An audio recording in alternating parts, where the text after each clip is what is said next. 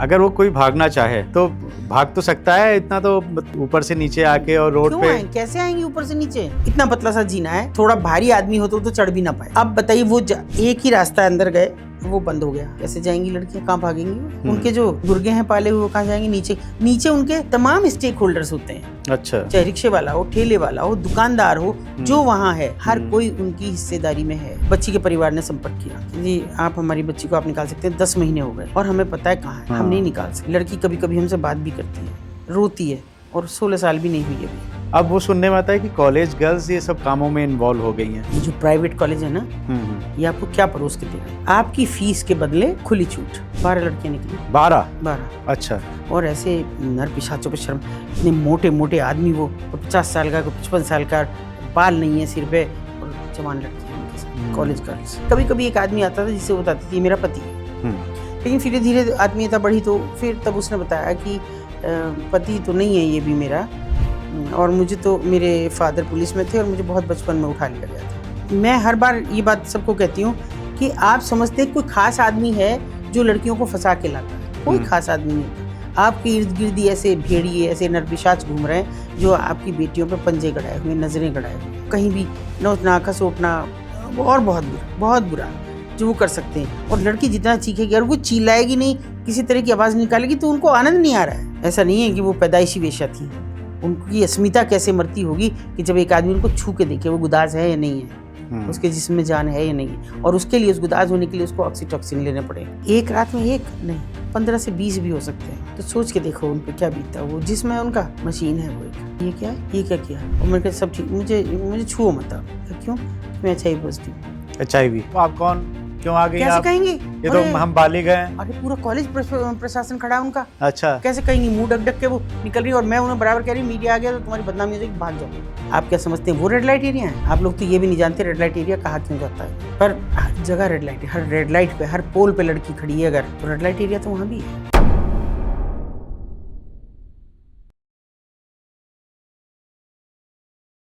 Prostitution यानी कि वेश्यावृत्ति कई देश हैं जहां पर लीगल मान्यता मिली हुई है, जिसमें कि प्रमुख रूप से अगर आप देखें तो थाईलैंड है, जर्मनी है, नीदरलैंड है, इस तरह से कई देश आते हैं। लेकिन भारत में वेश्यावृत्ति यानी प्रोस्टिट्यूशन को इलीगल माना जाता है। नमस्कार, वंदे मातरम, जय हिंद। एक बार फिर से आपका बहुत बहुत स्वागत है तिवारी जी टॉक शो के इस बहुत ही खास एपिसोड में। आज हम बहुत ही संजीदा विषय पे बात करने वाले हैं, यानी कि वेश्यावृत्ति, सेक्स ट्रेड और ह्यूमन ट्रैफिकिंग के ऊपर। पिछले 31 वर्षों से कार्य कर रही हैं बहुत से लड़कियों को, यानी सेक्स वर्कर को, इस दलदल से निकाल चुकी। हमारे साथ आज हमारा सौभाग्य है कि मैडम अतुल शर्मा जी आई हुई हैं, और मैडम को यूनाइटेड नेशन ने भी रिकॉग्नाइज किया है। अवार्ड तो कितने मिले हैं मैं बता नहीं सकता हूँ। मैडम 31 वर्षों से इस क्षेत्र में कार्य कर रही हैं, और 600 मैडम कितनी लड़कियों को आप निकाल चुकी हैं? 561 लड़कियां। 561 लड़कियों को रेस्क्यू कर चुकी हैं। आपको डर नहीं लगता है इस उम्र में ये सब काम कर रही हो आप? नहीं, इस उम्र में तो शायद डर नहीं लगना चाहिए, लेकिन मुझे उस उम्र में भी नहीं लगा जब नहीं डर लगने का टाइम था। मात्र 27 साल की उम्र में मैंने वहाँ शुरू कर दिया था जाना, तब मुझे डर नहीं लगा। तो अब तो जीवन का आखिरी पल है, और इसमें तो जितना ज़्यादा किसी को कुछ कर सकते हैं उतना ज़्यादा करना चाहिए। किसी की मदद तो मैं नहीं कहती हूँ इसे, लेकिन मैं कहती हूँ किसी का जीवन बचा सकूँ, तो ये तो मेरी आखिरी इच्छा है कि आखिरी समय पे भी किसी बच्ची का हाथ पकड़ के ही मैं चली जाऊँ इस दुनिया से। बस। लेकिन मैडम, कुछ ये काम आपने चालू किया, इतना जोखिम भरा काम है ये, जब आपने चालू किया किसी बात ने, किसी घटना ने आपको प्रेरित किया होगा ये करने के लिए? नहीं, बिल्कुल नहीं सौरभ जी। मैं आपको एक बात बता दूं, ये काम मैंने कभी चालू किया ही नहीं था। ये शायद, देखिए पता नहीं, मैं बहुत ज़्यादा आस्तिक नहीं हूँ, थोड़ा नास्तिक हूँ कि बहुत दिया बत्ती और सब चीज़ों में बहुत विश्वास नहीं रखती, लेकिन फिर भी ये मानती हूँ कि ऊपर वाले ने शायद इसीलिए जन्म दिया। मेरा होना ना होना कोई मायने नहीं रखता। बस ये बात मायने रखती है कि मुझे बहुत छोटी उम्र से वो जगह खींच रही थी। कभी घर से हिदायतें, ऊपर नहीं देखना, वहाँ से निकलो तो नीचे मुँह करके जाना, ऊपर नहीं देखना। मतलब रेड लाइट एरिया जो था। Red light area. कहाँ की बात कर रही हैं आप? मेरठ की मैं बात कर रही हूँ, कबाड़ी बाजार की। अच्छा। तो और मेरा घर बहुत दूर नहीं है वहाँ से, 2 फरलांग पे भी नहीं है। तो वहाँ से मतलब मेरा मायका, और बराबर ये छोटी सी उम्र से ही 6-7 साल की उम्र से ये हिदायत है, ऊपर नहीं देखना बेटा जब निकलो। हाँ। फिर थोड़ा सा बड़े हुए तो मैंने वो सवाल पूछने शुरू किए अपनी मदर को। थोड़ा सा मेरा विद्रोही स्वभाव था, तो थोड़ा सा नहीं बहुत ज़्यादा था, तो मैंने पूछा क्यों ऊपर क्यों ना देखें। तो उन्होंने पीछे छुड़ाने के लिए शायद हमारी अम्मा ने कहा कि अरे वहाँ ख़राब औरतें रहती हैं बेटा। हाँ। तो मैंने कहा क्यों ख़राब हैं? तो उनको जवाब नहीं सूझा, तो शायद उन्होंने इसलिए कहा कि वो नाचती गाती हैं। अच्छा। फिर मैंने पूछा कि नाचते गाते तो हम सब भी हैं भाई, हम जब कोई फैमिली फंक्शन होता है उसमें सारी औरतें नाचती भी हैं गाती भी हैं। तो उन्होंने कहा मेरे पास की तेरे जवाब देना नहीं है। हाँ। ऐसे कह के वो उन्होंने चुप्पी साध ली। लेकिन वो सवाल खड़े रहे, और अगर मैं मुझे लगा कि अब कोई बात नहीं है, कोई बात हो नहीं रही है, देखना भी है, तो फिर किसी ने रोका, ऊपर क्यों देख रही हो बेटा, किसकी बेटी हो? उनकी हैं। ऊपर नहीं देखते, अच्छे घर की लड़कियां ऊपर नहीं देखती, सीधे जाओ, नीचे सिर झुका के जाओ और सीधे। अब अगर मैं 40 साल पहले बात करूं या 50, ये तो लगभग 50 साल पुरानी बात मैं कर रही हूँ, मैं इतनी छोटी थी, तो फिर भी वो और ज़्यादा उत्सुकता एक छोटे बच्चे में बाल मन में होती है कि मैं क्यों ना देखूं इसे, फिर कौन है। आवाज़ तो आती थी, कभी शाम को जाना हुआ बाज़ार पापा जी के साथ या भैया के साथ किसी के, तो ये तो हुआ कि भाई आवाज़ें आ रही हैं, कुछ नाचने गाने की, कुछ हारमोनियम की, तबले की, तो रूटीन है, सबके घरों में आ सकती हैं। पर शायद प्रभु को ऐसा मंजूर नहीं था कि मैं इतना अनभिज्ञ रहूं और इतनी अनजान रहूं इस चीज़ से। तो कभी निकलना हो रहा था और स्कूल टाइम था, तो मुझे एक जीने से खटखट की आवाज़ आई। अच्छा। अचानक ही मेरा ध्यान क्या गया, मेरा तो ध्यान ही रहता था मैं देखूं कौन औरतें हैं वो। मैंने ऐसे करके देखा तो उस लड़की की निगाह मुझसे मिली जो उतर रही थी। अच्छा। वो एकदम से पलट गई। हाँ। और वो चूँकि बैसाखी से चलती थी, उसकी आवाज़ आ रही थी और वो मेरे साथ पढ़ती थी। मैं शायद 7th या 8th क्लास में उस समय रही होंगी। तो मुझे ये हुआ कि इससे कैसे पूछूं, ऊपर तो जा नहीं सकती, वहाँ तो ख़राब औरतें हैं, अम्मा बहुत पिटाई करेंगी घर जाके। लेकिन फिर स्कूल में आएगी तब पूछूंगी। स्कूल में वो नहीं आई 3-4 दिन, उसको भी शायद बह रहा होगा कि मेरी बात खुल गई। फिर भी मैंने जब वो आई तो मैंने उसको पकड़ के पूछा कि तुम वहाँ क्यों थी? मेरी अम्मा तो कहती हैं वहाँ ख़राब औरतें रहती हैं। तो उसने कहा कि उन ख़राब औरतों में से एक मेरी माँ है। अच्छा। उसके शब्द मुझे ऐसे कैसे याद है हूबहू।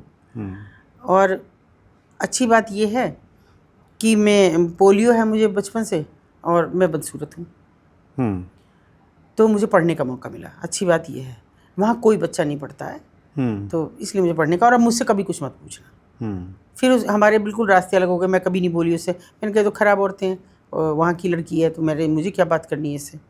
मैंने डर की वजह से अपने घर में भी नहीं बताई कि कोई लड़की मेरे साथ पढ़ती है। और 50 साल पहले आप सोच सकते हैं कि कितना समय और भी ज़्यादा पुरातनपंथी रहा होगा। मेरठ एक कस्बाई मानसिकता का शहर है जी एकदम, तो तब और मुश्किलें थी हमारे लिए, मगर प्रभु को हर हाल में खींच के ले जाना था। फिर हमारी शादी हो गई और अर्ली एज में हो गई, और अर्ली एज में हो गई तो तब भी नहीं कुछ ख़त्म हो रहा था। हमारा बेटा हुआ और 1 महीने का था, तो हमारे पड़ोस में कोई महिला रहने आई।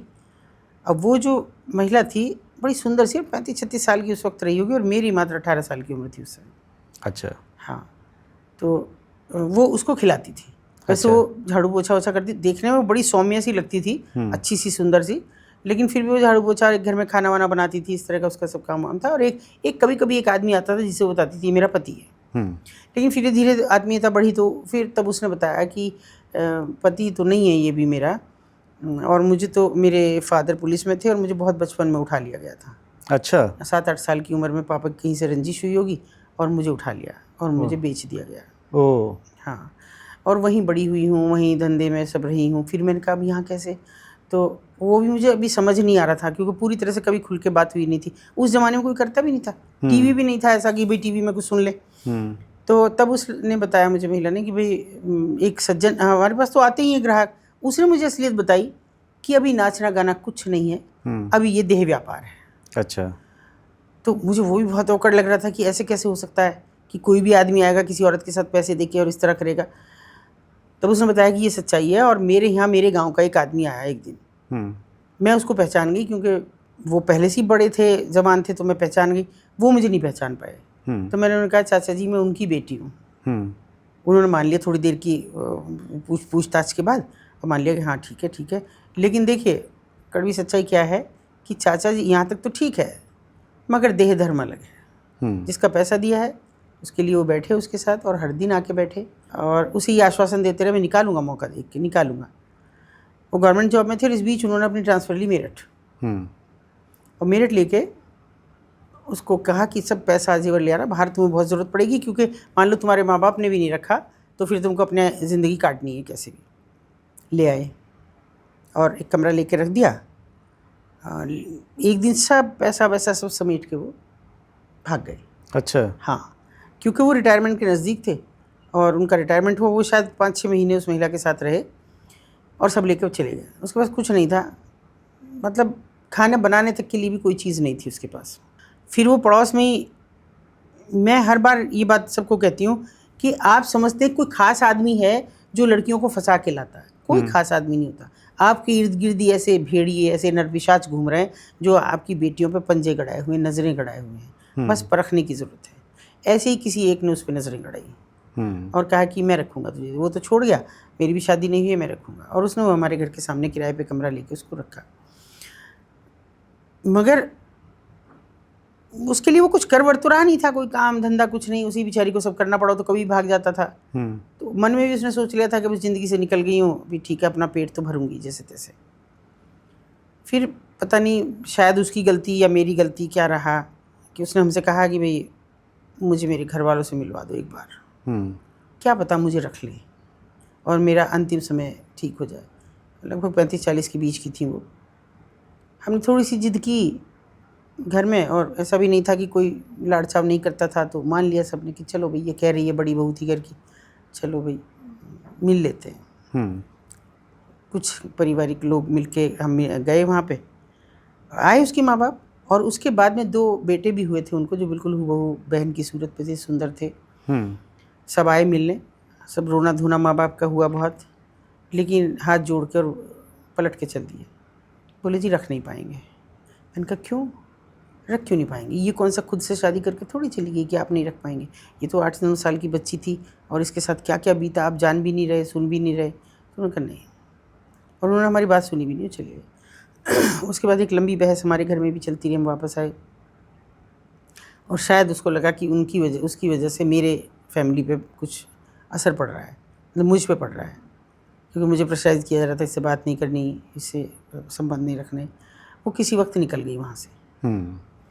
और वहाँ से चलो निकल गई तो मुझे लगा कि जैसे एक सुकून मिला मुझे।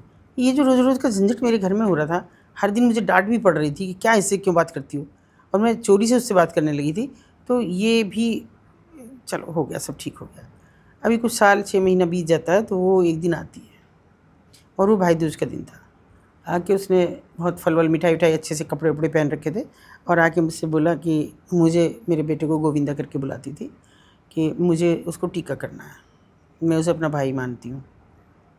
मैंने कहा नहीं, पहले बताओ कि कहाँ से आया इतना पैसा, अच्छे कपड़े पहन रही हो, और मुझे नहीं पता कि ये कौन है तुम्हारे साथ, और इतना फल मिठाई कहाँ से लेके आई जहाँ रोटी खाने को नहीं थी। तो उसने मुझे जवाब दिया कि देखो, वो इतना छोटा होने के बावजूद ही मुझे दीदी बुलाती थी, कि दीदी देखो, वो तो अब बड़ा कड़वा सच है कि न मेरे परिवार ने रखा न तुम्हारे परिवार ने, और मैं नहीं चाहती मेरी वजह से तुम्हारे साथ कुछ हो। तो जहाँ से आई थी वहाँ चली गई। अच्छा। और मेरी सोच केवल इतनी थी कि कबाड़ी बाजार है बस, रेड लाइट एरिया, और कहीं कुछ नहीं है, ना मैं जानती थी। चली गई तो वो मुझे और भी ख़राब लगा। मैंने कहा ये सब सामान उठाओ, मैं नहीं रखूँगी, नहीं ले जाओ। और मैंने बच्चा भी नहीं मैंने दिखाया उसको, और वो चली गई। तो जब वो दरवाजे पे जाके पलटी ना, मुझे लगा कि जैसे उसकी आँखों में आंसू हैं। उसने मुझे बहुत अजीब से तरीके से देखा, बस वो फांस दिल में गड़ी। अच्छा। वो आखिरी था एक, जो मुझे शायद प्रभु उधर धकेल रहे थे, वो आखिरी मेरे, जैसे कहते हैं ना कि मील का पत्थर गड़ा मेरे सीने में। और बस फिर उसको ढूंढने के लिए बरसों इंतज़ार किया फिर, क्योंकि मेरे कुंवारी नंद थी, देवर थे, ये भी था वो सामाजिक एक होता है स्टिग्मा की शादी नहीं होंगी अगर मैं वहाँ जाऊँगी, लोग क्या कहेंगे। फिर मैंने इंतज़ार किया, दिल में वो रही, किसी से कहा भी नहीं। कुछ दिन मन व्याकुल भी रहा कि मैंने कितना बुरा किया, पर धीरे धीरे बच्चे बड़े हो गए, बच्चे पढ़ने जाने लगे स्कूल, थोड़ी जिम्मेदारियाँ ख़त्म हुई, सबकी शादियाँ हो गई, तो सब अपने अपनी जगह सेटल हो गए। मेरे सास ससुर भी नहीं रहे। फिर मैंने उनसे अपने हस्बैंड को एक दिन कहा कि मैं जाऊँ एक दिन उसको ढूंढने। और क्या पता मिल जाए। हम्म बोला कि मिल गई तो क्या करोगी? हम्म मैंने कहा कुछ नहीं, बस मैं देखूंगी कि अब वो क्या करना है। हो सकता है फिर से वहीं काम पे लग जाएगी, झाड़ू पोछा लगाएगी, कुछ भी करेगी, एक कमरा दिलवा देंगे किराए पे। तो उन्होंने हंस के कहते जा चली जाओ, जब वहाँ पिटाई होगी ना तुम्हारी और तुम्हें धक्के मार के नीचे फेंक देंगी, मुझसे आगे मत कहना क्या हुआ वहाँ पे। मैंने नहीं कहने की, बस जाने दो एक बार। 94 की बात है ये। अच्छा। मैं चली गई। हर जगह गई, हर जगह धक्के खाए, गालियाँ सुनी। किसी ने बहुत प्यार से भी कहा बेटा तुम अच्छे घर की लग रही हो, यहाँ मत आया करो, यहाँ अच्छे घर की औरतें नहीं आती हैं। हाँ। ऐसे भी कहा। फिर मैं थोड़ी हिम्मत जुटाई, जब मुझे लगभग 1.5-2 महीने हो गए धक्के खाते हुए और मैं टूटी नहीं। मैंने कहा कि मैं आपके बच्चे पढ़ाना चाहती हूँ। ऐसे ही सारा दिन घूमते हैं, कभी चाय ला के देते हैं यहाँ आपके यहाँ, कभी नीचे गंदे घूमते रहते हैं, इनके पास कपड़े नहीं, आप सजी धजी रहती हो। तो मैंने कहा ये मैं करना चाहती हूँ। कुछ दिन के बाद मैं वहाँ पे एक थोड़ी बड़ी सी थी, उम्रदराज और जिनकी चलती थी, उन्होंने कहा कि देखो सुनो बच्चे पढ़ा लो, कोई मना नहीं कर रहा, मगर जिसका बच्चा वहीं पढ़ाओगी। अच्छा। ऐसे नहीं इकट्ठा सबके बुलाओगी, वो नहीं बुलाओगी। अच्छा मेरे लिए तो ये बड़ा बात थी, क्योंकि इस बहाने मुझे सब कमरों पे जाने का मौका मिलेगा। जिसका बच्चा जहाँ है वहाँ ढूंढूंगी और वहाँ पढ़ाने जाऊँगी। लेकिन मेरा पढ़ाने से कुछ लेना देना नहीं, मेरा कोई इंटरेस्ट नहीं। मैंने तो अपने बच्चों को भी नहीं पढ़ाया कभी, मेरा इंटरेस्ट ही नहीं था पढ़ाने में कभी। अच्छा इस बीच ना चूँकि रेगुलर मेरी पढ़ाई भी चल रही थी, तो वो भी थोड़ा मुझे लग रहा था कि इफेक्ट होगी कि अगर मैं यहाँ आके और ज़्यादा टाइम बिताऊंगी। मेरा तो ये था कि मैं जाऊँ 10-5 मिनट और उसको कहीं ढूंढूँ, वो मिल जाए मुझे। लेकिन सच तो ये है सौरभ जी कि मुझे वहाँ उस जैसी हज़ारों मिली। अच्छा। और हर किसी में मुझे उसकी तस्वीर दिखाई दी। मैं हिम्मत नहीं जुटा पाई। फिर एक लड़की ने मुझे कहा, फिर से मुझे लगा कि जैसे प्रभु ने हाथ पकड़ा।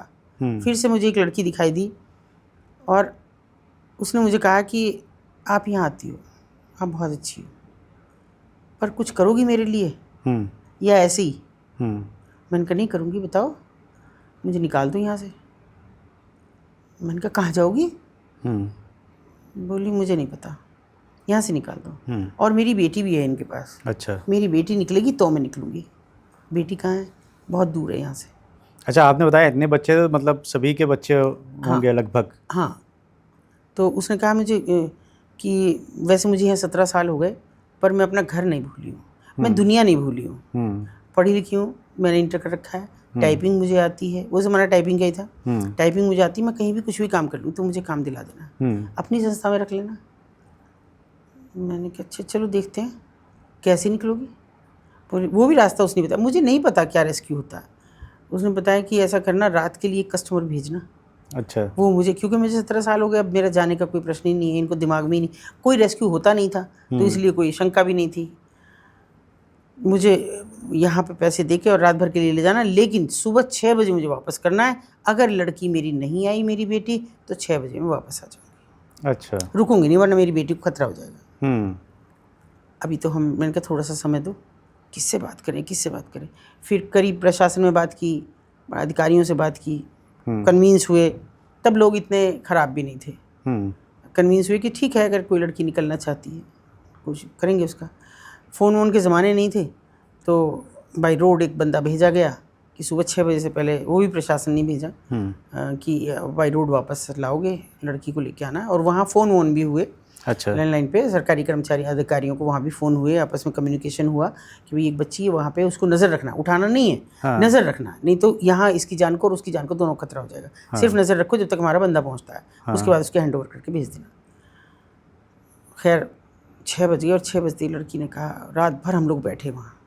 हाँ। ऐसी सरकारी कर्मचारी कार्यालय में ही बैठे रहे, और लड़की ने सुबह 6 बजे कह दिया मैं वापस जाऊँगी। अच्छा। अब नहीं मैं रहूँगी, मेरी लड़की मार देंगे। मैंने कहा थोड़ा बात कैसे करें जो गया हुआ है, कोई मोबाइल तो थे नहीं। मैंने कहा थोड़ा तो सब्र करो, इतना भी बिल्कुल ऐसे नहीं होता कि एकदम ही तुमने 6 कहा तो 6 ही आ जाएगा, हो सकता है उसको थोड़ा टाइम लग जाए।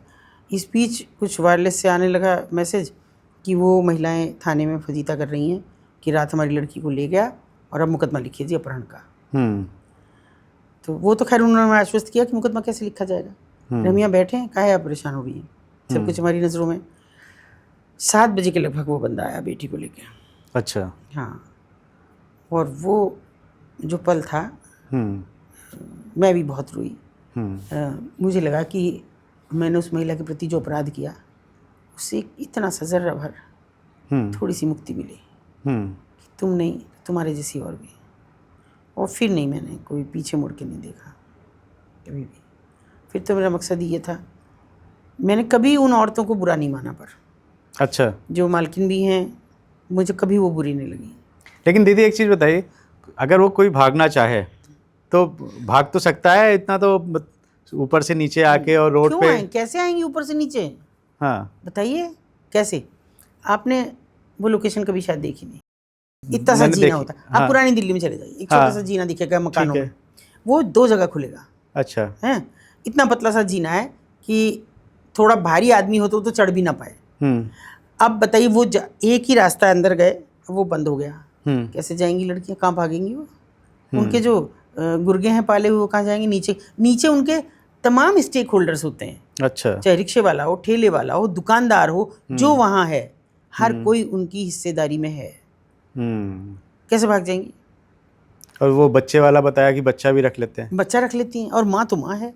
हाँ, माँ तो बिल्कुल माँ है, और माँ, और इतनी दूर बच्चा रखा जाता है कि एक बार मिलना है तो तारीख तय हो जाएगी, और उसके बाद उस दिन उसके पास 200 रुपये होने चाहिए। अच्छा, अगर 200 अपने बच्चे से मिलने के लिए? नहीं तो नहीं मिलेंगे आप। ओ, तो कैसे? हाँ। कौन सी चीज़ को? और मैं उन औरतों को भी जो ये सब कर रही हैं इसलिए बुरा नहीं मानती कि उन्होंने भी तो यही सब झेला। वो भी तो ये पेशेवर नहीं थी ना कहीं से आके, वो तो यही सब, इस समाज ने उनको ऐसा बना दिया, तो वही तो देंगे समाज को पलट के जो उनको मिला। तो खरा, और कहाँ है उनके पास एक्सेप्टेंस, कहाँ है समाज में? अगर वो वहाँ से आ भी जाए, या चलिए वो नई लड़की नहीं ला रही, बताइए वो रोटी कहाँ से खाएंगे? उनके साथ उनका जो बड़ी एक चेन है, लोग कहते हैं ये इनके इतने स्टेक होल्डर्स, इतनी सब ये हैं और ये वो। अरे भैया, ये तो बता दो मुझे कि वो गंदे तो वो लोग हैं जो लड़कियां फंसा के ला रहे हैं। अच्छा। जो समाज में से बच्चियों को, जो इस तरह के लोग हैं, आपकी इर्द गिर्द का कोई लड़का हो सकता है, आपके पड़ोस का हो सकता है, कोई ऐसा हो सकता है कि जो खुद को बड़ा वो दिखा रहा है, मेरे पास बहुत पैसा, मैं बाहर काम करता हूँ, या दिल्ली फोकस है कि दिल्ली आपको रोज़ी मिलेगी बहुत। अच्छा। गरीब हैं आप और बहुत काम मिलेगा, झाड़ू पोछा फुल टाइम रखते हैं वो घर में दिल्ली में, हाँ। बहुत पैसा देते हैं। अच्छा, तो इस नाम पे लाया जाता है। और जो मोस्टली कहाँ से लाते हैं ये? देखिए, बेसिकली ज़्यादातर तो नेपाल की लड़कियां बहुत हैं, नेपाल की? बहुत ज़्यादा है। अच्छा। और अपने हिंदुस्तान में से भी जहाँ से उनको फंस जाती है वहाँ से लाते हैं। ऐसा नहीं है कि कोई फिक्स जगह है कि यहीं की लड़कियाँ आएंगी, ऐसा कुछ नहीं है। जहाँ उनको दिख जाती है और जो फंस जाए उनके चंगुल में। इसीलिए मैं हर पॉडकास्ट में बार बार कह रही हूँ, पेरेंट्स को कह रही हूँ कि अपनी बच्चियों से कम्युनिकेशन बनाइए, बातचीत करिए, लड़कों से बातचीत करिए कि किसी भी अनजान के उसमें ना फंसे। कब फंसती हैं लड़कियाँ? आपने देखा, बहुत लग्जरी जुटाई किसी ने, चलो बाइक से घुमा के ला रहा हूँ, बढ़िया बाइक ली, कौन कौन सी वो चल रही हैं, और फिर एक रेस्टोरेंट में खाना खिलाया, फिर धीरे धीरे पहले रेस्टोरेंट में खिलाएंगे, फिर घुमाने ले जाएंगे, वो जहाँ कहेगी छोटा मोटा गिफ्ट भी देंगे, और उसके बाद सीधे वहाँ फिर वो तो बोले तुम्हारे घर वाले तैयार नहीं होंगे। मैं बहुत स्कूलों में जाती हूँ, कॉलेजेस में जाती हूँ, इंटर कॉलेज, डिग्री कॉलेज में, हमेशा जब भी मैं कहती हूँ, मैं ये कहती हूँ केवल कि माँ बाप सुधरें तो बच्चियाँ अपने आप रास्ते पे हैं, बच्चे भी रास्ते पे हैं। आप बेटियों पे तो ध्यान देते हैं थोड़ा बहुत, बेटों पे नहीं देते हैं। बेटियों को माँ बाप का मेरा ये अनुरोध रहता है कि आप उनसे कहिए कि खुल के बात करो बेटा हमसे, तुम्हें कोई लड़का पसंद है तो हमें बता देना। थोड़ा सा वो विश्वास में आएगी, वो कहेगी मम्मी मुझे ये लड़का पसंद है, एक आपको मिलवाना चाहती हूँ। अब वो लड़के से कहेगी, लड़का अगर आनाकानी करता है तो अपनी बेटी को समझाए, बेटा छोड़ दो इसे, ये मुझसे मिलने में क्यों आनाकानी कर रहा, मुझे तो कोई दिक्कत नहीं तुम्हारी शादी से, थोड़ा तुम स्टैंड कर जाओ, थोड़ा वो स्टैंड कर जाए, उसके बाद करेंगे धूमधाम से शादी, क्यों नहीं आना चाहता। अगर कोई ऐसा है जो इस टाइप का है, वो आपके घर वालों से कभी मिलने नहीं आएगा, कभी नहीं आएगा। हाँ, मन में चोर है वो, मन में चोर है वो नहीं आएगा। तो दीदी आपने इतने रेस्क्यू किया, तो ये इस तरह का तो मतलब बहुत बड़ा नेटवर्क होगा जो लड़कियों को फंसा के आता है, तो ऐसा कुछ नेटवर्क आपके संज्ञान में आया और कभी कार्रवाई हुई? बिल्कुल। देखिए, मैं अभी जो रिसेंट में अभी 2 दिन पहले मैंने एक लड़की को निकाला है। अच्छा। उसकी आप समझिए, और थैंक्स टू ऑल पॉडकास्टर, उनकी वजह से मुझे वो बच्ची के परिवार ने संपर्क किया कि जी आप हमारी बच्ची को आप निकाल सकते हैं, 10 महीने हो गए।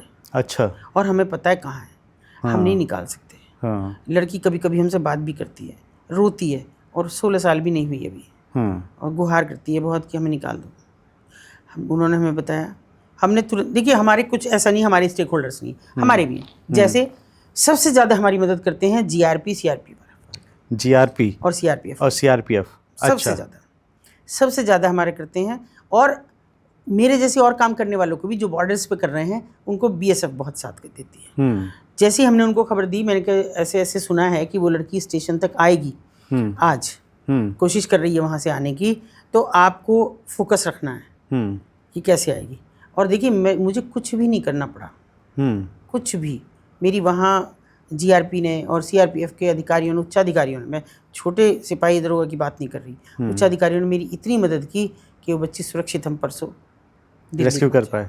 परसों दिल्ली वो लड़की पहुँच गई। हमने नहीं किया, हाँ। हम कहीं भी नहीं गए। कहाँ से आ रही, थोड़ा बताइए अगर आप बता सकती हैं। अच्छा, कोलकाता से। नहीं, 16 साल से। और कहाँ पे थी ये फंसी हुई? वहीं कोलकाता सोनागाछी में। सोनागाछी, वहाँ पे फंसी हुई थी। हाँ। और वो दिल्ली आ रही थी? दिल्ली आ नहीं रही थी, वो तो हाँ। हम सबसे बात करके लगा, 10 महीने हो गए थे उसे तो। हाँ, वो तो जैसे जैसे हमने उनको, जब भी उसका फ़ोन होता तभी हम उसके पेरेंट्स को कहते कि ये बात करो उससे, ये कहो कि एक बार। वो 10 महीने में इतनी तो हो गई कि वो जाए कहीं कोई इधर उधर को, और या जरा सा भी इधर हो जाए तो तुम निकालो उसे कि तू किसी भी तरह स्टेशन पहुंच जा। बस उसको कहो कि स्टेशन पे पहुंचे, किसी भी बस अड्डे नहीं, टैक्सी नहीं, कुछ नहीं, सिर्फ स्टेशन पहुंचे। वो हमारे लिए सबसे सुविधा। और ट्रेन में बच्ची सुरक्षित है क्योंकि वहाँ जीआरपी भी है, लोग भी हैं, भीड़ है, लॉन्ग रूट है, तो मैंने कहा वो बच जाएगी, बस तुम ये समझ लो। और थैंक गॉड परसों वापस आई। अच्छा, तो हमारे लिए एक और मेडल आपके कंधे में लग गया। इसमें मेडल नहीं कहती, मैं कह रही हूँ एक और बच्चे की, मैं कहती हूँ बस एक बच्ची की और माँ हूँ। बस। वाकई आप जो काम कर रही हैं, मतलब क्या तारीफ़ करी जाए उसकी। अभी किसी बच्ची ने मुझे रात फ़ोन किया 10:30 बजे, थोड़ा थकी हुई थी, मैं उठाना नहीं चाह रही थी, लेकिन फिर मैंने कहा पता नहीं कौन ज़रूरत में हो, मैंने फिर उठाया तो उधर से एक लड़की ने कहा आपको माँ कह सकती हूँ? मैंने कहा कह दिया तुमने तो, बता। बोली मैं बहुत दूर रहती हूँ और बस आपसे मिलना चाहती हूँ। अभी मैंने 12th किया है और अब मैं पढ़ नहीं सकती हूँ, मेरी घर की ऐसी हालत नहीं है कि मैं पढ़ूँ, लेकिन मैं ये चाहती हूँ, अभी मैं उस पर कह रही हूँ जो आपने मेडल बात की, मैं ये चाहती हूँ कि मैं एक बार आपसे मिलूँ और आपके गले लगूँ, बस। तो ये मेरा सबसे बड़ा मेडल है। जब कोई भी बच्ची। अच्छा दीदी, ये रेड लाइट एरिया आपने जैसे मेरठ का बताया, तो ये रेड लाइट एरिया मुख्तब मेरे हिसाब से लगभग सब शहरों में थे पहले।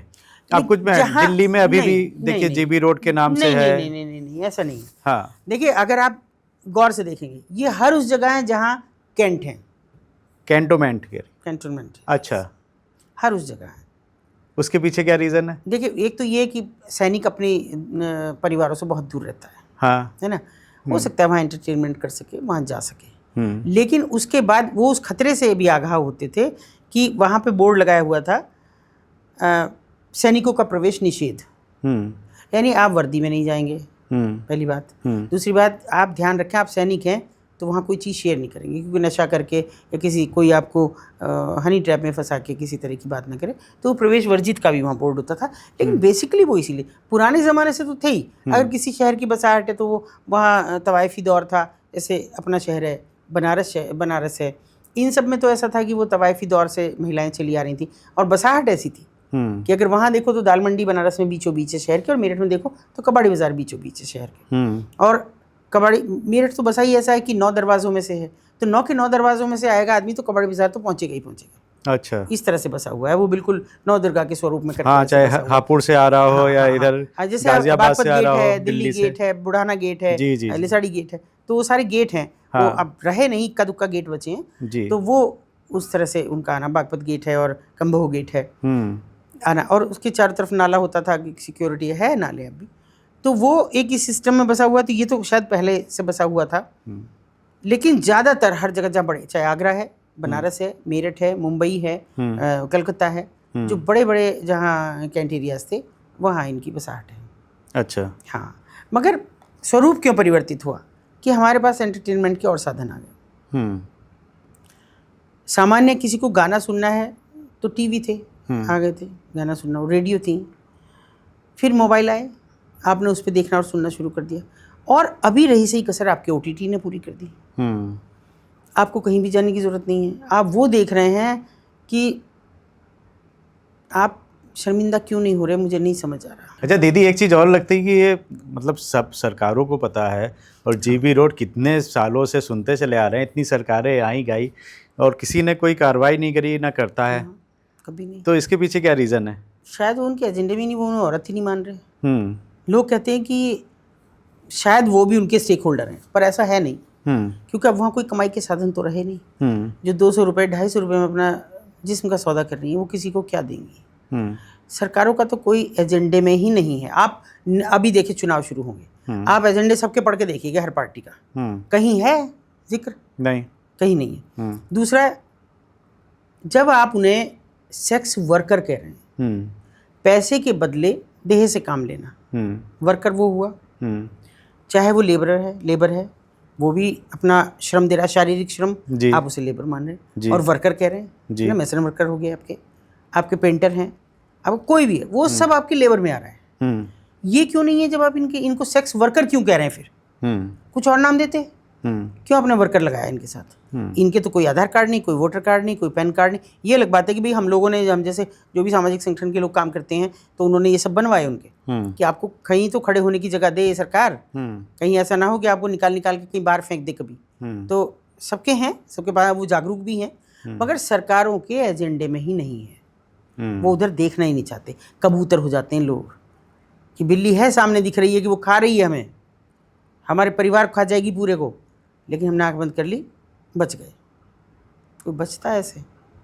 इसके पीछे दीदी एक और तर्क देते हैं कुछ लोग जी, जो मैंने सुना है कि अगर ये सब बंद कर देंगे तो रेप केस बहुत बढ़ जाएंगे, और ये रेप केस रोकते हैं एक तरह से कि ये अभी तो हो रहे हैं ना, हो रहे हैं, ये बाजार तो चल रहे हैं। बिल्कुल। रेप तो 6 साल की बच्ची के साथ, कल ही एक मेरठ में एक लड़के को पकड़ा है जो 6 साल की बच्ची के साथ रेप करते हुए पकड़ा, उसको उठा के ले गया, दुकान में सामान लेने आई और उठा के ले गया, तो बच गए। 3 महीने की बच्ची, आप कहते हैं अधनंगे कपड़े पहनती हैं लड़कियां, इसलिए इस तरह के रेप होते हैं। वो बच्चियां क्या अधनंगे कपड़े पहन के जा रही थी? उनको पता है कि ये क्या होता है? 3 महीने की बच्ची को, जिसको ये भी नहीं पता कि अभी दुनिया भी है कोई चीज़, बताइए, तो क्यों नहीं रुके फिर? रेप तो लगातार बढ़ रहे हैं, और ज़्यादा। दिल्ली जैसी जगह में निर्भया कांड अगर होता है, क्या थी गलती निर्भया की? हैदराबाद में अगर वो डॉक्टर का कांड होता है, क्या गलती थी उसकी कि लेट नाइट वो अपनी ड्यूटी पूरी करके आ रही थी? तो नरपिशाच हर जगह है, हर जगह है, क्योंकि हम उसे वो चीज़ दे रहे हैं। मैं नहीं समझ पा रही कि देखिए, मैं अपने ज़माने की अगर बात करूं, तो हमें, आप भी अपने ज़माने की अगर सोचें, तो पेरेंट्स देखते थे हमारे बस्ते में क्या है, जी, है ना, क्या है। हर संडे को मेरी अम्मा मेरा बस्ता धोने के लिए निकालती थी, और मैं कहती मैं धो लूँगी, नहीं मैं धोऊँ, तुझसे साफ नहीं धुलेगा। हमारे तो स्कूल में चेक करा देते, मॉनिटर चेक करता था जी। और फिर मुझे बहुत दिन पता ही नहीं लगा, वो मेरी एक एक किताब खोल के देखती, मैं कहती अम्मा किताब कॉपी मत खोलो ना, उन्हें आराम से रखी रहने दो। ना देख रही हूँ ऐसी खराब ना, धूल धक्कड़ ना हो रही हो, सब। बाद में पता लगा कि कहीं कोई लव लेटर ना, वो लव लेटर का ज़माना था, कि कोई लव लेटर ना छुपा रखा हो। लेकिन वो एक दहशत होती थी कि अम्मा देख लेगी, कोई चीज़ ऐसी ना रखी हो इसमें, मतलब ये भी ना रखा हो कि, वो ज़माना ये था कि लड़कियों नेल पॉलिश रख ली जी, कोई हल्की सी लिप ग्लॉस रख लिया, वो भी ना रखा हो, क्योंकि फिर पिटाई होनी है। अभी तो पिटाई होना बहुत दूर। मैं सुनती हूँ माएँ कहती हैं, मेरी पॉडकास्ट के बाद भी कहती हैं कि मैडम आपने वहाँ ये कहा। कॉलेज में जब मैं जाती हूँ तो मुझे कहती हैं कि आप ऐसे कह रही हो, लेकिन एक बात तो बताओ, बच्चे तो हमें ये कहते हैं कि हम बालिग हो गए, आपको कमरा खटखटा के नहीं आ सकती थी अंदर। मैंने कहा जूतों से मारो, औलाद है तुम्हारी वो, क्यों नहीं मारते हो? वो पिटाई का ज़माना कहाँ चला गया? बिल्कुल, हर बात पे पिटते थे हम लोग, और हमें तो आज तक वो कहीं हमारी दहशत नहीं हुई कि ये पिटाई, अरे पिटाई तो हमारी हिस्सा था ज़िंदगी का। बाहर भी पिटते थे, घर में भी पिटते थे, घर में पिटते मास्टर साहब भी बहुत कान पिटते थे। हमारी एक मास्टर जी थे, अब तो मार ही नहीं सकते टीचर। हमारी एक मास्टर जी लड़कों को यहाँ पैर में दिया और ऊपर से डंडा बजाते थे। क्यों गांव देहात में नहीं मारते? आज ही मारते हैं। ये तोड़ देते थे हमारे मास्टर साहब तो उंगली पे स्केल। और आज बच्चे को डांट भी दिया तो बताइए, वो एक महिला जो बेचारी का पैर खराब है, मुजफ्फरनगर वाला केस है, वो आज तक मुकदमा झेल रही है। क्या गलती थी उसके? 2 थप्पड़ मार दिए लड़के को, और कहा उसमें बाल अधिकार आयोग और ये फलाना और वो डिका, और उस औरत की ज़िंदगी खराब हो रही है।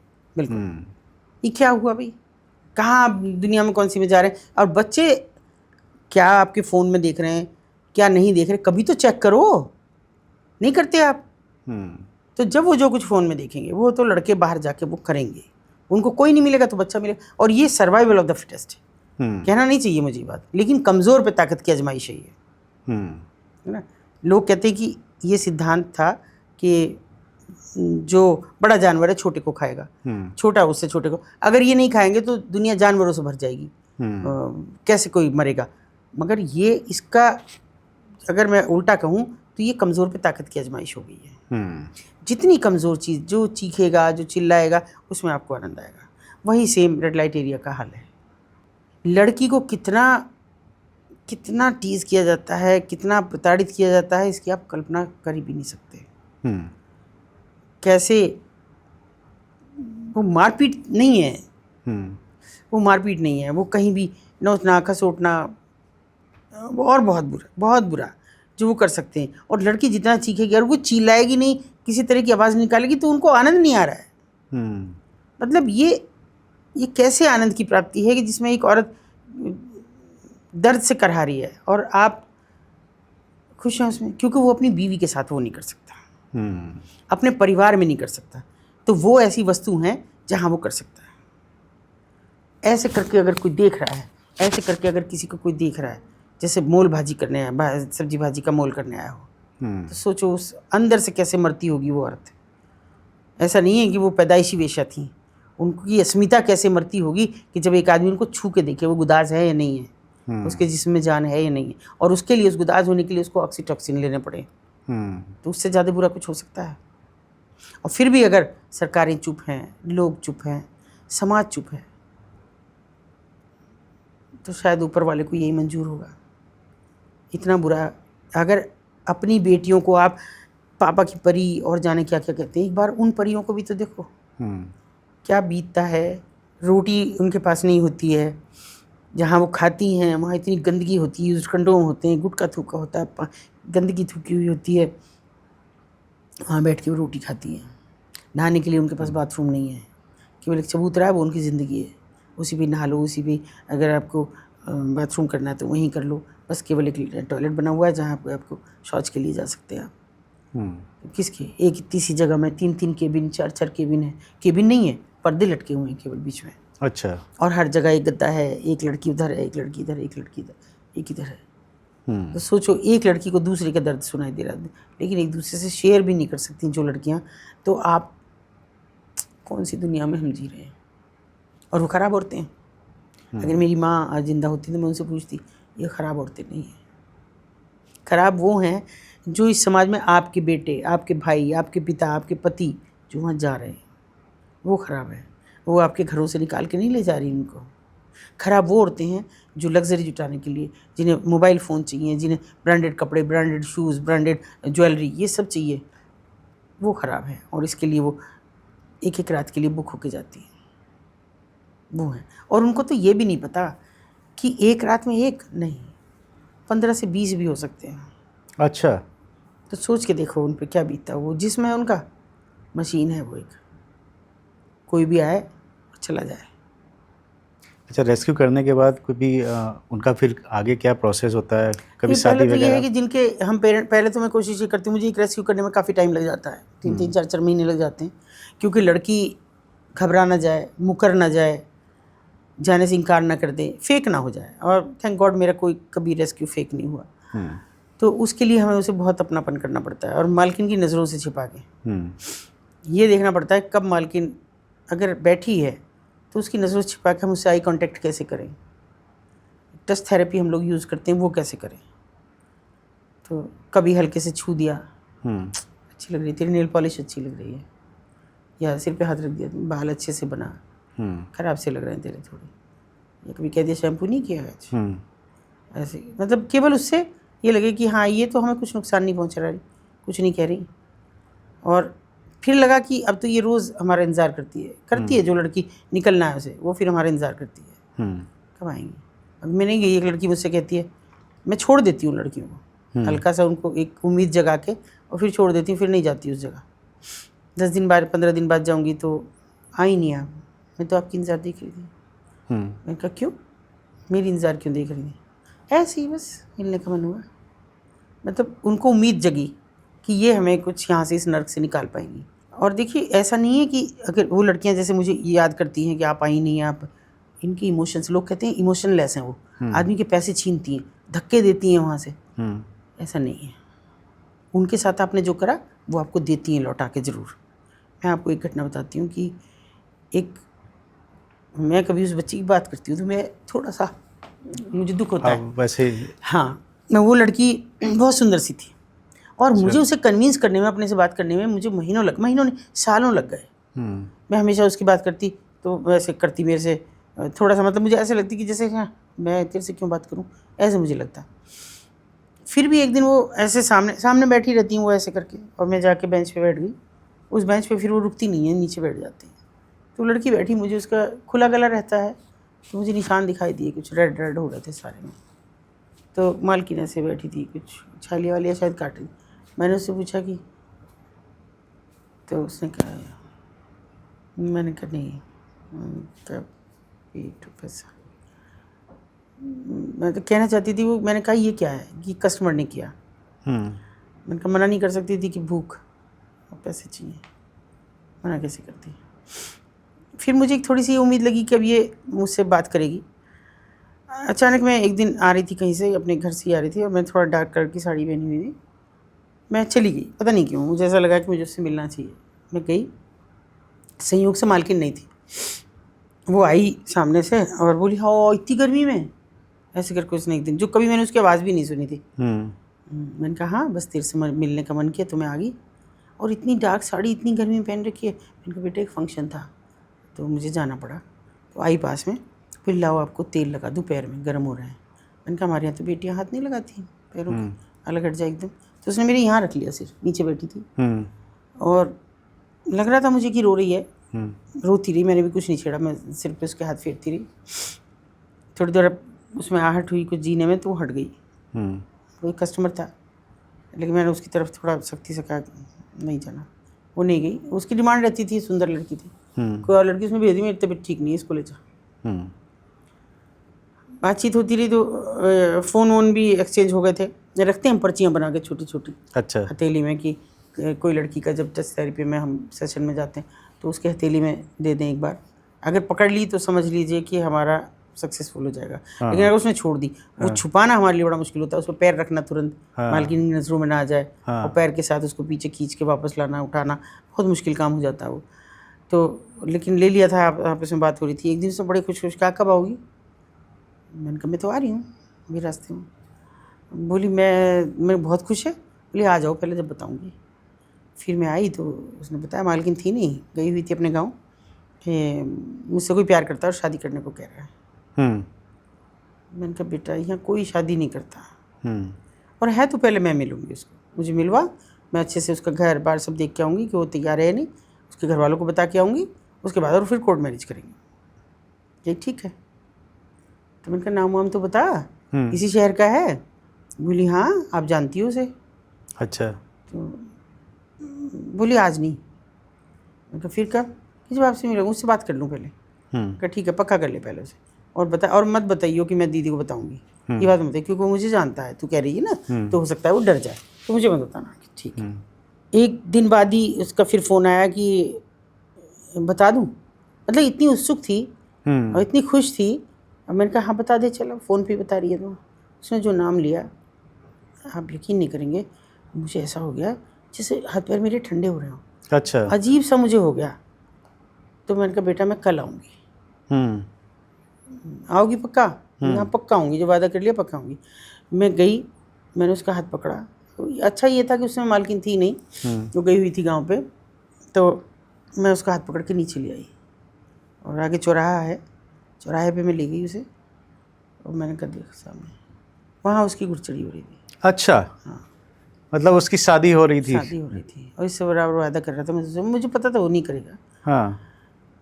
फिर इसने देखा, फिर मेरे से हाथ छुड़ाया, मेरी हिम्मत नहीं हुई कि मैं पलट के उसे रोकूं। वो मुड़ के चली गई चुपचाप, बिना कुछ बोले, और मैं भी बिना बोले चली आई। मुझे अजीब उथल पुथल होती रही, क्या होगा, क्या करेगी ये, मेरे से बात नहीं करेगी, कोई बात नहीं चलेगा, लेकिन कुछ गलत ना करे। लेकिन नहीं कुछ, मैं फिर 2-3 महीने गई, मुझे इतना गिल्ट हुआ, मैं 2-3 महीने उस कमरे पे नहीं गई। कहीं भी जाती रही ना, उसने मुझे कोई फ़ोन किया, और उसको करने का तो सवाल नहीं, मैं तो कर ही नहीं सकती थी। तो वो नीचे से ही करती है, किसी कस्टमर से हो जाए तो कर लेती, नहीं तो नहीं करती। अब उसके 3-4 महीने बीत गए थे, मुझे उसकी मालकिन का फ़ोन आया, तो दीदी बहुत जल्दी आ जाओ। अच्छा। मैंने कहा क्या हो गया, कोई लड़की है? और ना ना कोई लड़की नहीं है, कोई बीमार है? और नहीं, आप नर्सिंग होम आ जाओ यहाँ। अच्छा। एक जगह बताई।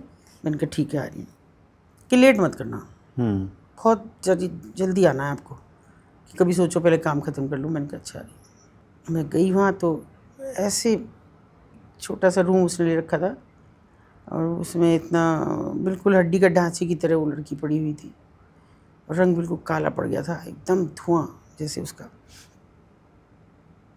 कही बड़ी बड़ी आंखें थी उसकी। मैंने कहा ये क्या हुआ इसे, और तूने बताया भी नहीं मुझे कि बीमार है।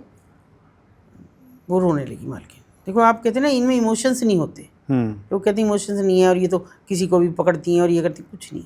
वो मालकिन जिसे मैं बड़ी खड़ूस समझती थी, वो बच्चों की तरह रो रही थी। मैंने कहा दीदी अब इसका कुछ, मैंने कहा चल मैं सब ठीक हो जाएगा, तू रो मत, मुझे इससे बात करने दे। मैंने उससे कहा बेटा ये क्या है, ये क्या किया? और मैंने कहा सब ठीक, मुझे छुओ मत आप। मैंने कहा क्यों? कि मैं HIV पॉजिटिव हूँ। HIV? अच्छा। हाँ। मैंने कहा क्यों? तब उसने कहा कि दीदी पता नहीं उस दिन क्या हुआ, मुझे नहीं मालूम, जब ये आपके साथ गई नीचे, इसने मुझे बताया, मैं उनके साथ गई थी मैडम के साथ नीचे, और फिर ये आई तो उसके बाद तो इसने इस कदर अपने आप को खर्च किया कि किसी को मना नहीं करती थी। और सबसे बड़ी बात है, मुझे पता ही नहीं लगा इसने बिल्कुल प्रोटेक्शन यूज़ नहीं किया उसके बाद। मुझे नहीं पता लगा ये। और वो तो खुश होते हैं कि भाई ना प्रोटेक्शन को जो आ रहा है कस्टमर, और कौन इसे नरपिशाच ये दे गया, मुझे नहीं पता लगा। वो भी तब पता लगा कि जब इसको लगातार बुखार रहने लगा, खांसी रहने लगी, तो रूटीन में चेकअप के लिए जाने को मना कर रही थी कि मैंने जाते हैं, हम लेके जाते हैं मेरे वॉलंटियर्स रूटीन में हॉस्पिटल में, HIV जो ऐसे ART सेंटर से लेके जाते हैं, तो कि नहीं जा रही। फिर मैं लेके गई ज़बरदस्ती, तो पता लगा ये, और एडमिट हो गई है फिर अब, और ये इसकी लास्ट स्टेज है। डॉक्टर ने कहा है कि 1 घंटे भी जी सकती है, पल भर में भी मर सकती है, बस ये समय है इसके पास। जिससे इसको मिलना हो, ये चाहती हो, तो इसने आपका नाम लिया कि आपको बुला दो। मैंने कहा तो ठीक हो जाएगी बेटा, मैं तुझे दिल्ली लेके चलूँगी, मेरे एम्स में परिचित है, मैं वहाँ करूँगी, अब कुछ नहीं होगा। तो फिर मैंने उससे कहा कि मैंने कहा क्या देर क्यों कर रही हो, डॉक्टर बुलाओ ना, कुछ तो करे इसके लिए। तो उसने कहा दीदी कुछ नहीं, ये कर रही है देर, और जो लड़का है जो भी इससे प्यार, मुझे नहीं पता वो कौन है, इसने मुझे नहीं बताया, जिससे प्यार करती थी वो भी एडमिट है। अच्छा। बस इसका जीवट है ये कि जी रही है कि जब वो मरेगा उसकी खबर आएगी तब मैं अपने प्राण छोड़ूंगी, इतने नहीं, बिल्कुल मैं जिंदा रहूँगी, भगवान से मांग रही हूँ मैं जिंदा रहूँ। और मुश्किल से 10 मिनट भी नहीं बीते थे, उसके पास फ़ोन आया मालकिन के, शायद वहीं से किसी उसके बंदे का होगा, और वो लड़का ख़त्म हो गया। और उसके बाद ये ऐसे हंसी, मैं तो वो हंसी कभी भूलती ही नहीं हूँ, कभी नहीं भूल सकती। इतनी विद्रुपता से भरी हुई हंसी थी वो, बड़ी अजीब सी खरखराती सी आवाज़ में, और बस ऐसी रही। मेरे हाथ में उसका हाथ रह गया, ऐसे ऐसे बस उसका इंतज़ार देख रही थी कि वो चला जाए। फिर ये रिवेंज की अति थी, एक बदले का। आप समझते हो किसी की भावनाओं को ठेस पहुंचाना, किसी के साथ, वो भी सब समझती हैं। वहाँ जाके क्या सब मर जाता है? इंसानी वजूद मर जाता है, उनकी अस्मिता मर जाती है, कुछ भी नहीं मरता, सब जिंदा होता है। और उनके अंदर भी रहता है कि जो जैसा कर रहा है वैसा करेंगे। और उसी की शायद परिणति है कि लोग पूछते हैं कि वो फिर मालकिन क्यों बनी रहती, जाएँ अब उनकी डिमांड नहीं रही तो कुछ भी करें, लेकिन वो अपना बदला कैसे पूरा करेंगी और क्या करेंगी जाके? एक्सेप्टेंस है? कोई एक आदमी रखेगा घर में उन्हें झाड़ू पोछा करने के लिए भी रखेंगे, तो फिर अपने परिवार के मर्दों पे नज़र रखेंगी वो औरतें, हर वक्त उसे चीज़ करेंगी कि ये तुम उसे देख रही थी क्या, तुम उसे फंसाओगी क्या, और तुम तो हो ही गंदी औरत, 50 बार उन्हें गंदी औरत कहा जाएगा, तब कैसे करेंगे? और कोई काम उनको तो नहीं आता, उनके यहाँ तो काम करने वाले रहते हैं, वो सब झाड़ू पोछा किसका लगता है, किसी तरह झाड़ू लग जाए तो वही बहुत है। तो क्या करेंगी वो बाहर आके? कोई काम नहीं होता है उनके पास, तो यही एक काम है और कुछ नहीं है। अब वहाँ कोई गाना नाचना सुनने भी नहीं आता, देखने नहीं आता, मैं नहीं समझती कि। और मैं तो भगवान से ये कहती हूँ, अगर कहीं है तो मेरे जैसे कभी किसी को दिन मत दिखाना, कभी भी। इतनी खराब चीज़ें देखी हैं, सोच के भी दहलती हूँ, ये भी सोचती हूँ कि ये भी दुनिया है। कभी कभी कई रात तक सो नहीं पाती, कैसे किसी लड़की को निकालना, कैसे निकालूं? मेरे सामने अगर एक लड़की, हालांकि कोशिश करती है, मालकिन करती थी कि कस्टमर को इशारे से कहें जाओ, मैं अगर बैठी हूँ, मैं ये भी बात उनकी अप्रिशिएट करती हूँ कि इस बात का भी वो लिहाज करती हैं कि अगर मैं बैठी हूँ, मैं भी बहुत टाइम नहीं लगाती हूँ, मुश्किल से 5-7 मिनट रुकती हूँ और चली आती हूँ, लेकिन उन 5-7 मिनट में भी अगर उनका ग्राहक आ रहा है तो वो आने नहीं देती। दूसरा, अगर लड़कियाँ खिड़की पे लटक रही हैं, मैं उस बात की कह रही हूँ कि वो किसी की रिस्पेक्ट नहीं जानती, इमोशंस नहीं है, सब है उनमें। खिड़की पे अगर लटक रही हैं, मैं वैसे कोशिश करती हूँ मैं दुपट्टा बांध के निकलूँ उस बाज़ार से, मेरा अक्सर जाना आना होता, मायका है, सब चीज़ें वहीं, बाज़ार है, लेकिन मैं दुपट्टा बांध के निकलती हूँ। लेकिन फिर भी कभी अगर नहीं बांधा, मायका है, तो फिर वो खिड़की पे नहीं रहती, हटती हैं, दरवाजे भी बंद होते हैं, चाहे भले 5 मिनट के लिए हो जाए खिड़की की, तो कहाँ है, उनकी इमोशन नहीं है ये, और मैं उसी की रेस्पेक्ट करती हूँ। फिर मैं उन्हें वो सामाजिकता देने की कोशिश करती हूँ कि मुझे दिख गई, नीचे से हाय भी करती हूँ, क्या कर रही है, थोड़ी देर रुक के बात करूँगी, नीचे से ही करूँगी, और ये नहीं कि ऊपर जाऊँ, कोई छिपाव नहीं रखती फिर मैं। और अब सब जानते हैं इतने सालों में, तो नीचे दुकानदार भी कि भाई बाबूजी की बेटी है, ये तो आएगी ही जाएगी, कोई नहीं, सम्मान भी करते हैं। मगर मैं कभी ये नहीं चाहती कि अनावश्यक उनको वहाँ से हटा दिया जाए। फिर भी हटाते हैं, हटा दिया किसी ने, और अब आप भुगतिए, अब आपके समाज के बीच में है वो, अब जो होगा वो आपके समाज के साथ होगा। अभी तक तो वो आइडेंटिफाइड थी, दिख रही थी, मैं भी उनके बीच रेड भी कर रही थी, उनके साथ बैठ रही थी, बात कर रही थी, अब नहीं कर सकती हूँ। अच्छा, कैसे करेंगे? अच्छा, ये तो आपने बताया कि ज़बरदस्ती लाई गई, जोर ज़बरदस्ती से या कैसे भी, लेकिन ये इस बात को भी आप एग्री करेंगे कि अपने मन से भी करने वाली बहुत सी महिलाएं हैं, जो अब आप देखें कि कितने होटल्स, रोज़ पेपर में आता है कि इस होटल में ये पकड़ा गया, बिल्कुल, स्पा सेंटर इतने चल रहे हैं, मसाज पार्लर खुल गए हैं, बिल्कुल जी। यहाँ पे ये सब काम हो रहे हैं। इसमें भी एक ही अंतर है, वो एक हिरासत में है, वो कर सकती है। अगर मान लो पुलिस की हिरासत में कोई आदमी है, तो जो पुलिस कहलवाएगी वो कहेगा, भले वो कोर्ट में जाके मुकर जाए, उसके पास कोर्ट जाने का तो ऑप्शन है। वो ऐसी हिरासत में है कि उनके पास कहीं कोई अदालत नहीं है उनके लिए, कोई जज नहीं बैठे उनके लिए जहाँ वो अपनी बात से मुकर सकें। लेकिन ये लड़कियाँ, ये औरतें जो केवल लग्जरी जुटाने के लिए वहाँ जा रही हैं, मैं कहती हूँ ये धिक्कार है ऐसे बच्चों पे, ऐसी औरतों पे, ऐसी लड़कियों पे, कि जो केवल 1.5 लाख का फ़ोन, 2 लाख का फ़ोन, ब्रांडेड कपड़े, ब्रांडेड शूज़ और ब्रांडेड ज्वेलरी, ये सब जुटाने के लिए, और वो ये सब करें। और धिक्कार है उन माँ बाप पे जिन्हें ये नहीं पता कि जब तुम इतना खर्चा दे रहे हो बेटी को, ये कहाँ से आया इनके पास, और ये कहाँ से सीखी, ये एक साधारण चप्पल क्यों नहीं पहन सकती, एक साधारण कपड़ा क्यों नहीं पहन सकती जो आप अफोर्ड कर सकते हैं, ये कहाँ से आ रहा है इनके पास।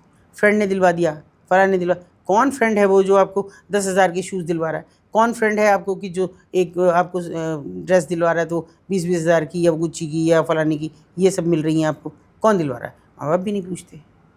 और फिर वो इतनी उच्छृंखल, देखिए आज़ादी और उच्छृंखलता में माँ बाप फ़र्क नहीं कर पा रहे, बदलना है माँ बाप को, पेरेंट्स को, नहीं बदल रहे हैं।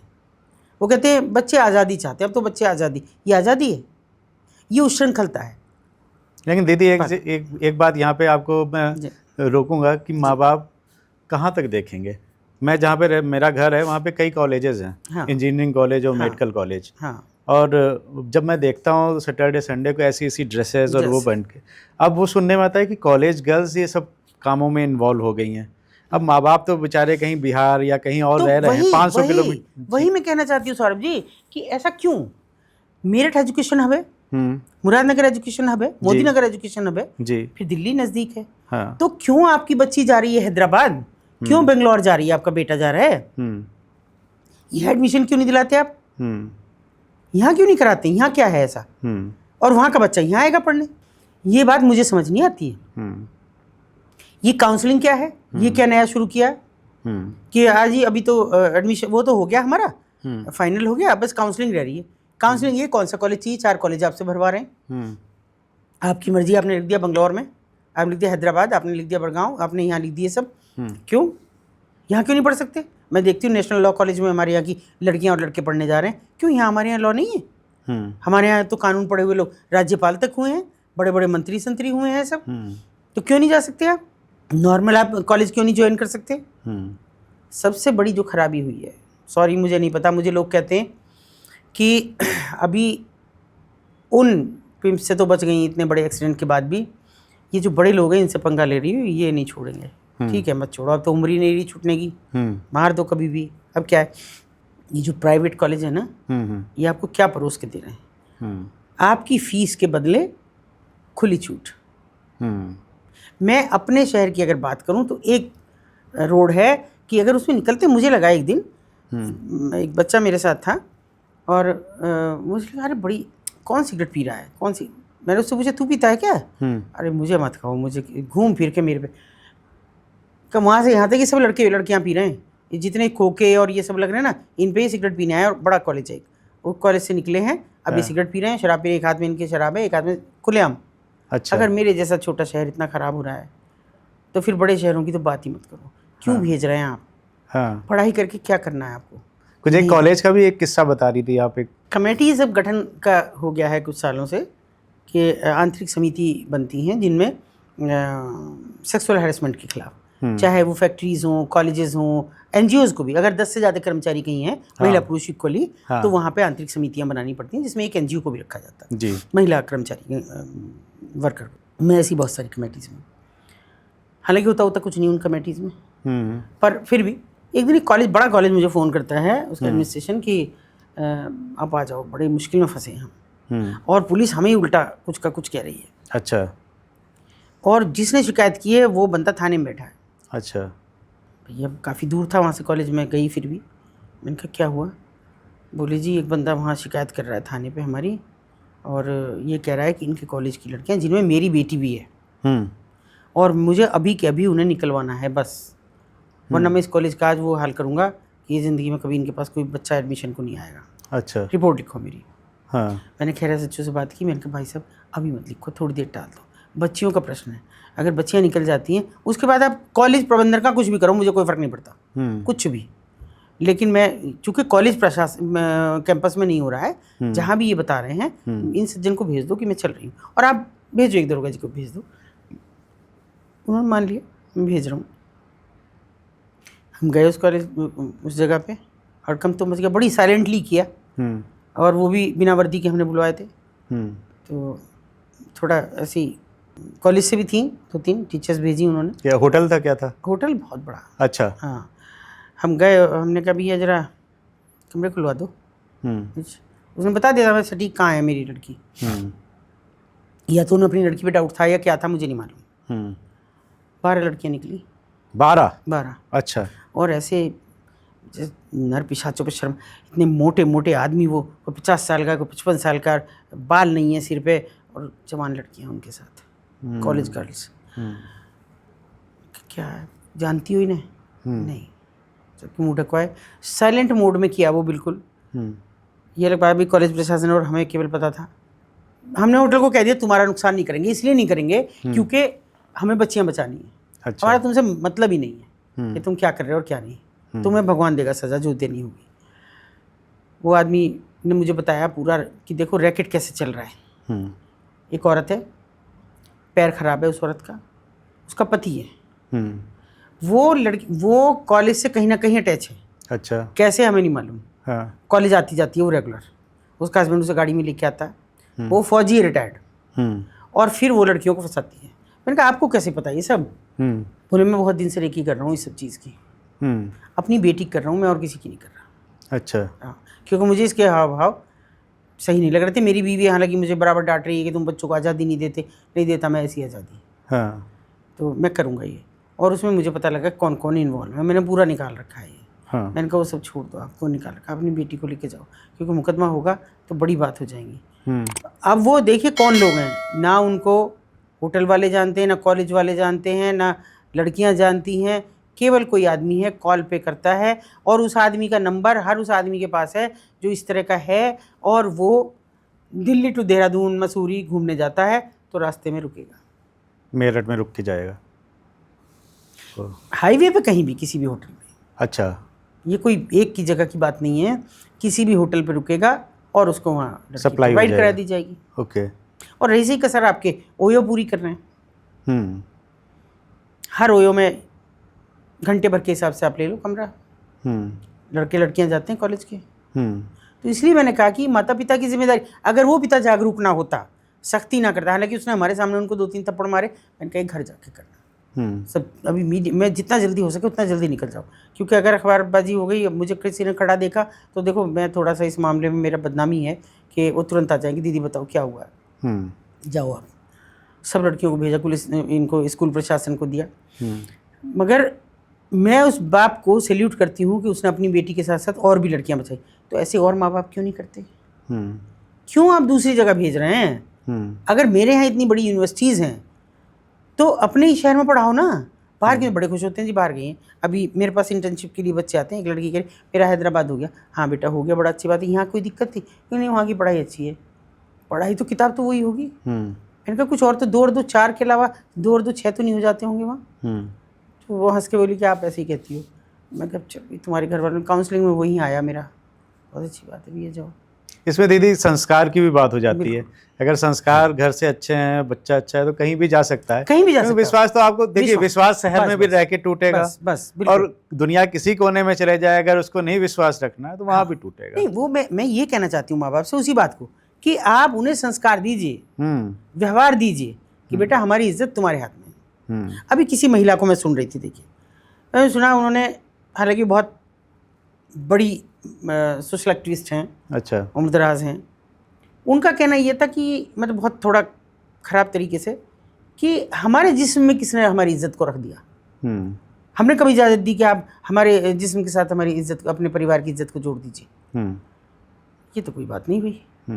बात ये है कि मैं तो ये देखिए, मैं पुराने ज़माने की हूँ, तो मैं तो अभी तक यही सुनती आई थी कि रोटी और बेटी 2 ही चीज़ से इज्जत है। आपके घर और दोनों चीज़ खत्म हो गई। आपके घर कोई आया, आप किसी को रोटी भी नहीं, पानी भी नहीं पूछते, चाय पिला दी आपने, जाओ जी अपने घर।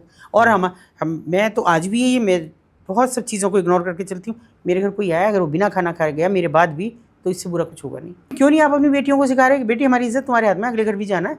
क्यों बार बार नहीं बता रहे हैं कि दूसरी जगह एडजस्ट भी होना नहीं हो रही? क्यों फैमिली टूट रही है? इसीलिए तो पहले कहती थी माएँ कि बेटा अब डोली में जा रही हो, अर्थी आएगी, है ना? और अब कहती है मोबाइल से बता दियो जरा, कोई जरा सी बदतमीजी करे तो पूछ लो। वो बदतमीजी पहले बाहर करके आई, अब दूसरे के घर में करेगी, है ना? अब हो रहा है। अब देखिए जैसा अब तक पुरुषों के महिलाओं के साथ होता है, अब पुरुषों के साथ हो रहा है। तो क्या समझ रहे हैं आप? ये घर की गलती नहीं है? मैं तो नहीं समझती कि मेरी, देखिए मैं बहुत सारी चीज़ों में हूँ बदनाम। मेरी बहुत सारी बेटियाँ, मतलब अगर मैं कहूँ मुझसे पैदा मेरी 2 बेटियाँ हैं, लेकिन मेरी 4 बेटियाँ। वो अभी छुट्टियों में सब इकट्ठा होंगी। अभी जैसे रक्षाबंधन है तो सारी इकट्ठी होंगी। अगर वो टॉयलेट में भी चली गई, मुझे एक नहीं दिखी, मैं चिल्लाना शुरू कर दी, कहाँ गई भाई, कहाँ गई भाई?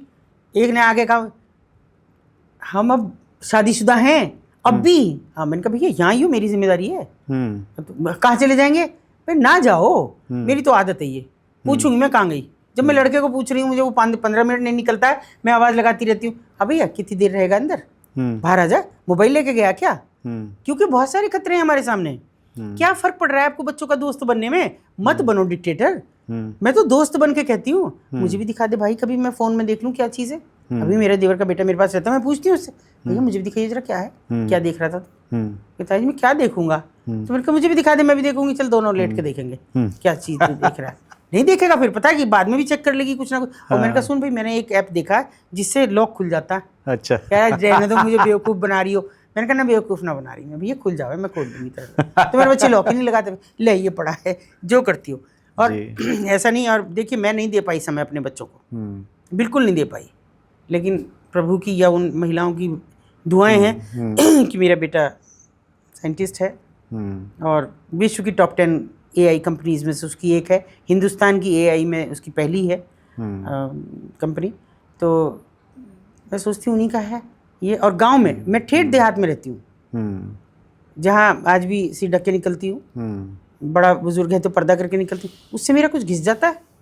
सामने वाला सम्मान से रास्ता देख हटता है, पूछ के निकलेगा किसकी बहू है। इस उम्र में अगर मुझे कोई ये पूछ रहा है तो मेरे लिए सम्मान देने की बात है जी। यूँ तो वो मेरा, मुझे अखबार पे देखते हैं, मुझे न्यूज़ पे, ट्विटर पे देखते हैं, सब चीज़ पे देखते हैं, क्या मेरा चेहरा नहीं देखा उन्होंने? और देख लिया तो उससे क्या फ़र्क पड़ जाएगा? लेकिन मैं जो वो है मैं कर रही हूँ। मैं ये नहीं कह रही कि पर्दा करो, बहुत अच्छी बात है, पर मैं ये कह रही हूँ कि वो संस्कार तो दो, वो दो कि वो जाके एडजस्ट क्यों नहीं हो रही हैं? इसीलिए तो नहीं हो रही हैं क्योंकि वो तो लग्जरी जुटाई है उन्होंने अब तक।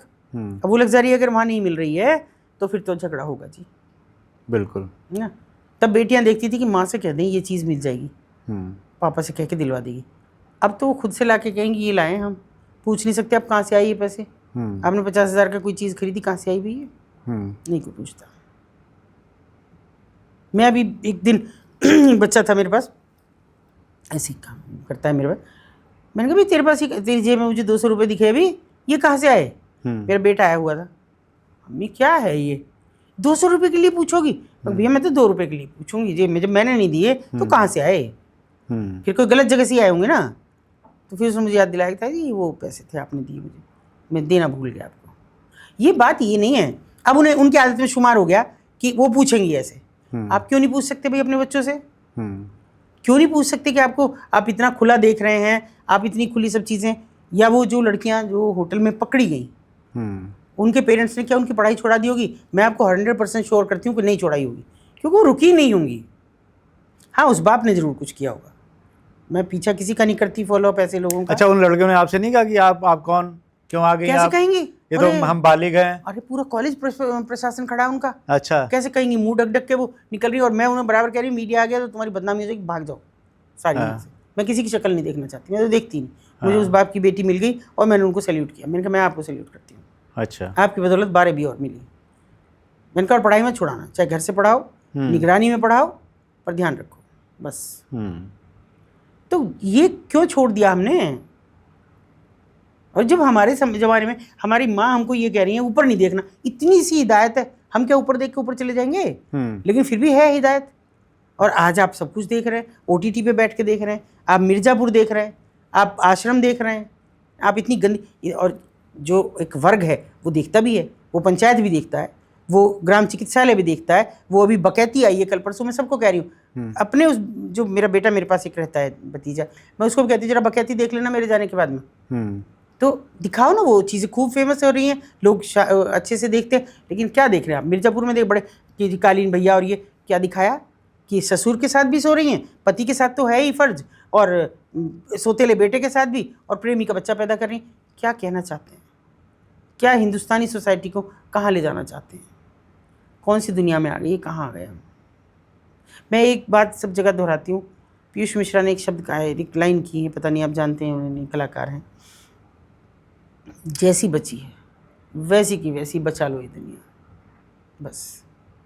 अगर अब भी आप नहीं बचा सके तो आप समझिए कि हर जगह, आप क्या समझते हैं वो रेड लाइट एरिया है? आप लोग तो ये भी नहीं जानते रेड लाइट एरिया कहा क्यों जाता है, पर हर जगह रेड लाइट है। हर रेड लाइट पे, हर पोल पे लड़की खड़ी है अगर, तो रेड लाइट एरिया तो वहाँ भी है, इसी क्यों? और ये तो जब चाहे डिमोलिश कर दो, ये तो वो हैं जो दुनिया की मारी हुई हैं, दुनिया की सताई हुई हैं, कभी भी हटा दो, कभी भी एक चाबुक चलाओ, हटा दो इनको। लेकिन उनको कैसे हटाओगे जो आपकी बेटियां, आपके परिवार की लड़कियां, आपके घर की बहुएं ये कर रही हैं, उनको कैसे करोगे? बड़ी उम्र की औरतें क्या करेंगे? उनका लड़के, जवान लड़के पुरुष वेश्या बन रहे हैं, उनका क्या करेंगे आप? जिगोल हो रहे हैं। बचना तो होगा, पर ऐसे नहीं, ये घर से शुरुआत करनी पड़ेगी आपको सबको। और आपके पॉडकास्ट के माध्यम से मैं ज़रूर कहूँगी कि मैं हमेशा तैयार हूँ। आप एक बार तो अपने बच्चे की काउंसलिंग अगर आपको लग रहा है, मुझसे करा के देखिए। अगर आपका बच्चा ना सुधर जाए, मैं उसे बुरा नहीं कह रही हूँ, मैं कह रही हूँ वो राह भूल गया है, उसकी राह को वापस लाओ। हाँ, अगर सुबह का भूला शाम को घर वापस आ जाए तो उसे भूला नहीं कहते हैं। भूला नहीं कहते। और अपने बच्चों के लिए तो इतना कर ही सकते हैं, इतना कर ही सकते हैं आप। तो ये पॉडकास्ट आज मुझे तो बड़ा झकझोर गया अंदर तक, और मुझे उम्मीद है कि आप लोगों के भी आंखों में आंसू ज़रूर एक बार आएंगे इस पॉडकास्ट को पूरा देखने के बाद में। अगर आपके कोई सवाल हैं तो ज़रूर हमें कमेंट करके भेजिए, और मैं कोशिश करूंगा दीदी से उसके उत्तर लेकर आप तक पहुंचाने की। अगर आपको ये पॉडकास्ट अच्छा लगा तो हमें लाइक करके बताइए, कमेंट करके बताइए। तिवारी जी टॉक शो को सब्सक्राइब नहीं किया है तो सब्सक्राइब कर दीजिए। इसी तरह हम और भी विषयों पर आप तक पॉडकास्ट लेके आते रहेंगे। तब तक अपनी सेहत का बहुत बहुत ध्यान रखिए।